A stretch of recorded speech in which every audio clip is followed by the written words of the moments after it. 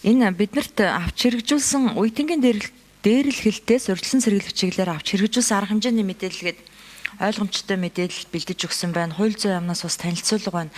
Ажил хийгээгүй биш хийгээд л байгаа юм байна. Нөлөөллийн ажлыг яг ингэж л хийн.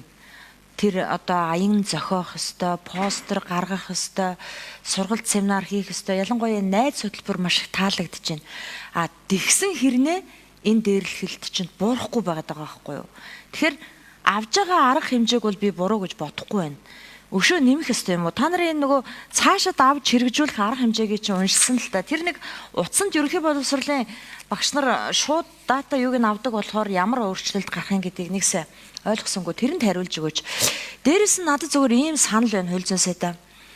Энэ үеийнгийн дээрлэлт чинь одоо харгас гэмт хэргийн шин чанартай болоод байгаа байхгүй юу? Тэгэхээр энэ бол ирээдүйн харгас гэмт хэрэгтнүүд бэлтгэлдэж байна гэсэн үг. Тэгэхээр бид одоо арга хэмжээ авахгүй бол оройтсон хойно нь дахиад гэмт хэрэгтэй энэ нийгэм төрөн гарах магадaltaй байгаа. Тэгэхээр одоогоор эрүүгийн хуулинд насан туршаагүй хүүхдийн одоо ялыг хойшлуулдаг штеп. Тэрэн шиг энийг эрүүгийн хэрэг болгоод зөрчлийн хэрэг биш шүү. Энийг эрүүгийн хэрэг болгоод тэгээд насан туршсан хойныг ялыг нэдлүүлдэг. Харж хандах ёстой үүргээ биелүүлээгүй сургууль хүмүүжүүл чадаагүй эцэг ихт нь одоо мөнгөн торгуул зөрчлийн хуулиар оноодог. Тийм болохгүй бол зүгээр ихтэй сургуульд орох эрхийг хасаад хэрэггүй штэ. Одоо харж байгаа үстэй дандаа эрх мэдэлтэй мөнгөтэй албан тушаалтны хүүхдүүд ийм хэрэг голдуу үлдэж байна. Эдгээр Монголын ихтэй сургуульд сурахгүй байхгүй юу? Зүгээр энийг л явна. Тэгэд анзаараад хахад хүүхдүүдээс мэдээлэл аваад хахад инфлюенсер голдуу охтууд энэ хэргийг үлдэж байгаа байхгүй юу? Тэр бид нар энэ дэр дөрвтэй арга хэмжээ авмаар байна. Дээрээс нь сэтгэл зүйчид одоо яг бүх сургуульд байгаа юу? Сэтгэл зүйчид маань өөрсдөө бас сэтгэл зүйн асуудалтай байгаа. Тэр сэтгэл зүйчид маш хэрэгтэй санагдд юм аа. Тэгэхээр энэ үеийнгийн дээрлэлтийг хөнгөн хүнд югаас нь шалтгаалаад гэмт хэрэг болгоод эрэг хуулиар шийдвэрлвэл ямар вэ гэж асууя хууль зүйн сайдаас. За бид нэр боллоо 2016 онд гэр бүлийн хүчирхийлэлтэй тэмцэх тухай хуулийг батлаад гэр бүлийн хүчирхийллийг бол бие даасан гэмт хэрэг болгож шийдвэрлэж одоо 10 жил явж байна. За мэдээж ял шийтгэлийн бодлогыг чангатгах, шинжийг тодорхойлох энэ асуудал бол мэдээж нэлээд шинжлэх ухааны үндэстэй хандах учиртай ялангуяа эрүүгийн хуульд. За одоо бол энэ үеийнгийн дээрлэлт гэдэг ерөнхий хэллэг дотор бие даасан тухайн үйлдэл хохирлын хэр хэмжээ үйлдэлээр бол олон төрлийн гэмт хэрэгүүд байна. Занал хийлэх, бусдын бие махбод сая хэлсэнчлэн дийлэх нь бол хөнгөн гэмт санаатаа учруулах гэдэг зүйл ангаар яа шийдэгддэг. Энэ зүйл анги бол торгох, нийтийн алба, хаших, зорчих эрхийг хязгаарлах гэсэн ийм яа шийдгэлтэй. За манай эрүүгийн хуулийн үндсэн зорилго бол цээрлүүлэх, хүмүүжүүлэх, өрцөн сэргийлэх гэсэн гурван үндсэн зорилгыг агуулж байдаг. За мэдээж төр бол хатуудаа хатуу одоо зөөлөндөө зөөлөн бодлогыг барьдаг. За хүүхэдийн тухай ярьж байгаа гэдгийг бид бол их сайн ойлгох ёстой. Өөрөөр хэлбэл одоо эрх зүйн бүрэн чадамжгүй төлөвшөөгүй гэх юм уу? Одоо өөрийн үйлдлийн хор уршиг үүнээс гарах үр дагаврыг бүрэн ухамсарлах тэр хэр хэмжээнд ухаан санаа уурах тархин бэлтгэдэггүй хүмүүсийн тухай ярьж байгаа. Тийм учраас энийг бол нэлээд тооцоо судалгаатай ярих хаа гэж би бол хэлж байна. Би бол яаран одоо таны асуудлыг бол одоо шууд эрүүжүүлчих ялаад өгье хятаад өгье гэж би хэлж чадахгүй. Болгоомжтой хандах хэвээр. Тооцоо судалгаатай хандах хэвээр. Энэний шалтгаан нөхцөл гэж ярих юм бол ганц тэр хүүхдийн буруу гэхээс гадна энэ үйлдэл нөлөөлж байгаа нийгэм эдийн засаг, хувь хүн, хүчин зүйлүүдийг бид нэр цогцоор нь авч үзэх ёстой. Жишээлбэл 2011 онд эдийн засаг 17.%-тайгаар өсөж явах үед танхаа, хулгай, гэмт хэрэгүүд огцон буурсан. Эдийн засгийн өсөлт хэр хэмжээхээр хүмүүсийн одоо тэр бие сэтгэл зүй энэ байдал бол одоо тийм тайван байдаг. бас нөгөө талаар хүндэр хэрээр хүмүүс их тийм бухимдалтай байдаг. Ялангуяа юм захимжилтын үе дээр бол би нэг тоот судалгаа хэлчихэ. 2025 оны 12 сард манай улсын захим орчин дах байдлыг гадаад улсын төрийн бас байгууллага дүн шинжилгээ дүгнэлтээ гаргасан байна. Энэ дүгнэлтээр Монгол улс захим хэрэглээгээрээ хамгийн өндөр эрсдэлтэй улсад тооцогдсон. Юугаар? Энд Facebook-ийг шууд интернет гэж 90% ойлгодог. Захим орчинд явж байгаа мэдээлэлд 3/2 нь ямар ч дархлаагүйгээр шууд итгэдэг. Худал мэдээлэлд. Ямар ч дархлаагүй. 3/1 нь за ямар байж болох вэ гэдэг дээр арай жоохон бодож үздэг. За тэгэхээр бид хүүхдийн захим орчны хэрэглэн дээр ямар нэгэн хязгаарлалт хориг саад байхгүй. Аллах, хүчирхийлэл, хар тамхи, гэмт хэрэг, янз бүрийн хараал зэлгийтэй хүүхэд шууд орж Инхээр сайда би учиргүй хүн амьтаа алаад хядаад үгийг үлдээ. Та буруу шууд орчуулж ойлгоод байна.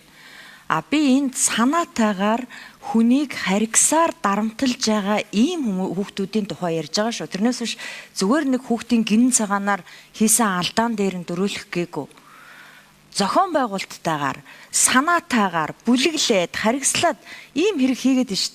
Тэгэхээр энэ дээр хэрвээ тэднэрт ял өгөөд ялыг хойшлуулж байгаад насан туршээр нь одоо идлүүлж болно шүү дээ. Энийг би зүгээр одоо хийгээд өг гэж байгаа юм биш. Энэ ямар байна гэж танаас асуусан болохоос хүн алж хүрээ талаад өг гэсэн асуулт би тавиагүй. Дээрэс нь энэ үе тэнгийн дээрлэхэлт чинь 16-аас дээш насныхан буюу 14-өөс доош насныхан гэж хоёр хуваагдаад байна. Энэ хүмүүс насан туршээрээ дахиад гэмт хэрэг үлдчихэж шít. Тэгээ мөнгөтэй баян дарга цэрэг албан тушаалтай хүний хүүхдүүд хүн зодчоод гэмтээчээд тэгэл хилийн хориг жоохон тавиулж байгаа л торгуулаад салаад идэг гэж болохгүй шít. Тэд нар чинь би тооцоос судалгаатай сайн хандах учиртай гэж байгаа. Энэ үйлдэл ямар нэгэн ял шийтгэлгүй биш. Занл хийх гэж гэмт хэрэг байна. За бусдыг амаа хорлоход хүргэх гэж гэмт хэрэг байна. Танхаа байгаа. За бусдын бие махбод гэмтэл учруулвал гэмтлийн зэрэгээрээ бас ял шийтгддэг. Хөнгөн гэмтэл, хүндөвтөр гэмтэл, хүнд гэмтэл учруулах гэдэг нь одоо бүх зүйл ангиудаараа байгаа. Энийг бие даасан хэлбэрээр жишээлбэл яг үе тэнгийн дээрлэхэлт гэж тусдаа нэг гэмт хэрэг болвол энэ гэмт хэрэгүүдтэйгээ ял шийтгэлийн бодлого нь яаж давхцаж явах уу, бусад улс орны ийм туршлага байна уу гэдгийг би судалж үзэж ярих хэрэгтэй гэж байгаа. Ер нь бол би хүүхдийг шоронжуулах бодлогын эсрэг байдаг. Энэ бодлогоо ч гэсэн энэ бодлогынхаа хүрээнд ч гэсэн өмнө нь бас хууль зүйн дотоод хэргийн дээд сайд байхдаа эрүүгийн хууль та одоо мушгаад байх ямар сонин хүүхэд шоронжуулах бодлого алга. Би таныг ямар хүүхэд шоронд хийгээд үг гэсэн юм уу? Насан турсан хойно эн чинь үе тэнгийн дээрлэлтэхэд бүр гэмт хэрэг гарч ирээд байна шүү дээ. За болидоо. Би тэр хүүхэд хамгааллын газраас асуух гэдэг энэ тэр сэтгэл зүйчд байгаа мó? Сэтгэл зүйчд ер нь хэр хүрэлцээтэй байдгийн сургууль дээр миний бодлоор бол сэтгэл зүйчд маш их хэрэгтэй санагддаг. За сургуулийн одоо дээрлэхэлт гэдэг бол энэ бол аимшигтай үзэгдлээ. Бид нар зүгээр энгийнээр хараад их хөнгөнд бодоод байгаа байхгүй юу? Хоёр хүүхэд хоорондоо хэрэлдэх ч юм уу? Тэгж бодоод байгаа үгүй. Энэ зохион байгуулалттай, санаатай бүр нэлээд харгислах шинжтэй үйлдэлүүд байгаа шүү. Тэгэд энийг ярихаар за хүүхэд юм да яах вэ? Энэ хүүхдийн одоо ирээдүйн өдр гэж яриад байгаа. Нөгөө дээрлэхэлтэнд өртөж байгаа хүүхдийн оюун санаа цаашдаа амьдрал юу болж хүрэх вэ гэдгийг бид нэр тооцож ярихгүй л байна л да. Тэр хүүхэд насан туршдаа шарахтай үлддэг. Хоёулаа тийм шарахтай үлдэнэ. Зарим нь бүр гэмт хэрэгтэн болно. Зарим нь өшөөгөө аавна энэ нийгмээс.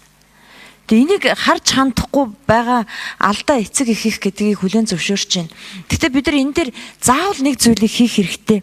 Одоо постро нэмээд аянаа нэмээд бол амжилтанд хүрэхгүй сэтгэл зүйчд байгаа бид нар одоо сайхан бэлтгэж байгаа гэж яриад байгаа боловч манай лав аймагуудад байдаггүй. Энийг бол би өөрөө мэдчихэв. Тэгээд бас дээрээс нь нэгэнт хүүхдийн сэдв хүндсэн бол гадаадын хөрөнгө оруулалттай асрамжийн газрууд. Надад 3 хүн өргөдөл өгсөн. Тэр асрамжийн газар шашны сект хийдэг. Тэр хүүхдүүдийг 14 хоног хоол өгөхгүй хордог, засан дээр хөл нүцгэн алхуулдаг. Гадаад руу авч явсан, гуйлгуулсан ийм ноцтой асуудлаар өргөдөл хандсан байгаа. Би энийг холбогдох байгууллагад нь өгнө. Тэгэхээр бид энэ дээрлэхэлтийг хөнгөн юмд бодож болмооргүй байна. Сайд нь бол сая зүгээр шоу хийчих гараа авчиж байгаа байхгүй юу? Энэ маш аюултай. Би одоо ингээ анзаараад байхад хүүхэд дээрлэгчээсэн хүүхдүүд одоо төгсчөөд сошиал орчинд хүнийг занал хийдэг, хүнийг доромжилдаг, нөгөө л хүчирхийллээ хийсээр яваа байхгүй юу? Эдгээр цаашдаа гэмт хэрэгтнүүд болно. Тэгэхээр наан бид нар ямар нэгэн арга хэмжээ авах хэрэгтэй. За бусад нөлөөллийн ажлууд бол байж таарна. Сэтгэл зүйчид бол маш их хэрэгтэй. Зарим сэтгэл зүйчдийн хөдөө орон нутагт одоо ажилласан жилийн төрийн албанд хэдэн жилээр тооцсон өрнө гэсэн тийм асуудлыг бид нар гаргаж ирж болно шүү дээ. Тэгэд эцэг эхт нь бол мөнгөнд орвол заавал оногдуулдаг байх хэрэгтэй байна. Тэгэхээр их олон хуйлуудад бид нар яралтай өөрчлөлт хийх хэрэгтэй юм байна гэж бодож байна. Хөнгөнд л бити бодорой. Заавал энэ хүмүүс ардаа ямар нэгэн сэтгэл зүйн асуудалтай үлддэг. Тэрийгээ дараа нь хүүхдүүдтэй гаргадаг юм эсвэл нийгмээс өшөө авах хэмжээний болдог шүү. Энийг бас та нар анхаарч үзээрэй л гэж л. Яралтайгаар энэ хуйлуудад бид нар өөрчлөлт хийх ёстой.